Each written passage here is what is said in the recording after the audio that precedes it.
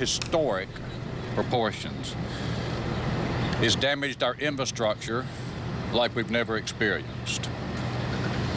If you recall, on Wednesday, April the 27th, a storm moved through our state early in the morning, and at that time, we lost about 270,000 customers. By the end of the afternoon, we'd restored 100,000 of those customers, and then another devastating series of tornadoes moved through. At the peak of our outages, we had 412,000 customers that were without service.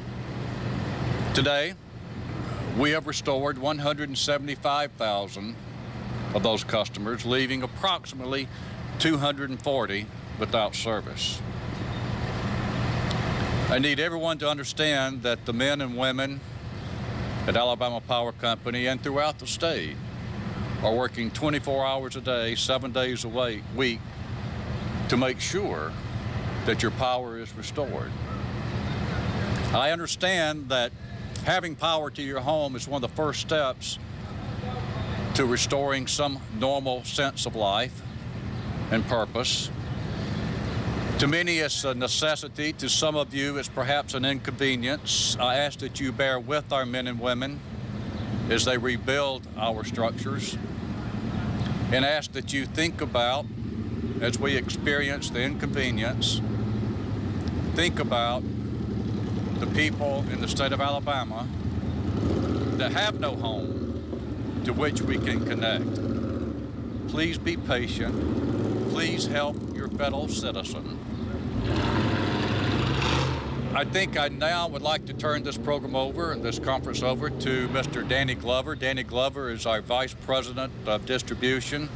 He is the gentleman that's the expert in restoring power, and he has the keys to the company to do all that's needed.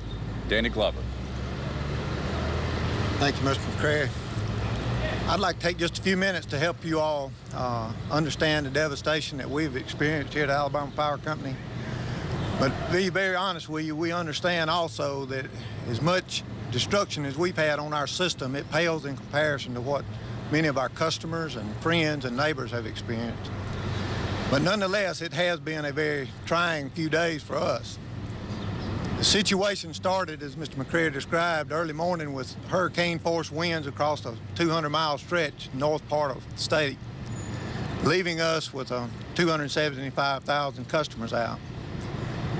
That kind of devastation in itself is a several-day effort to recover. But on the heels of that, we experienced the most tornadic day that we've seen in the state of Alabama. In my 33 years as a worker, in the effort of restoring power to our customers.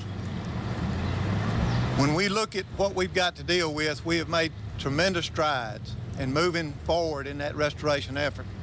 Today, by the end of the day today, we'll have over 3,000 outside workers on the ground. That's in addition to the 2,500 men and women of Alabama Power Company that's been working around the clock, as Mr. McCrary said, since early on the 27th. When you look at how this compares to some of the other storms we've had, only Ivan, Katrina, and this is just under Opal for many of you that remember back, and the number of outages that we've incurred. But the devastation that has occurred because of the intensity of these storms in the way of tornadoes is much greater than we've had in any of those previous storms. We have over 3,000 poles that are down, 3,000.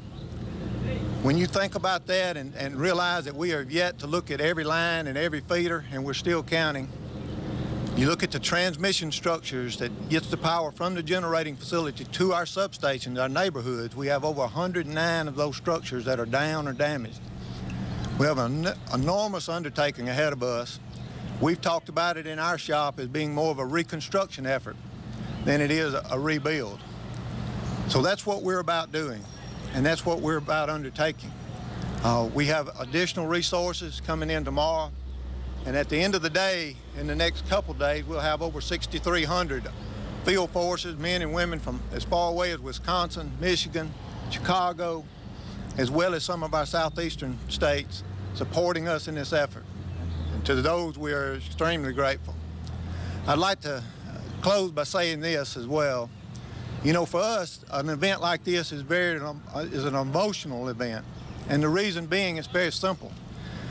We look around and we see a lot of our friends, our neighbors, even our family members who have lost their homes and, even worse, lost loved ones.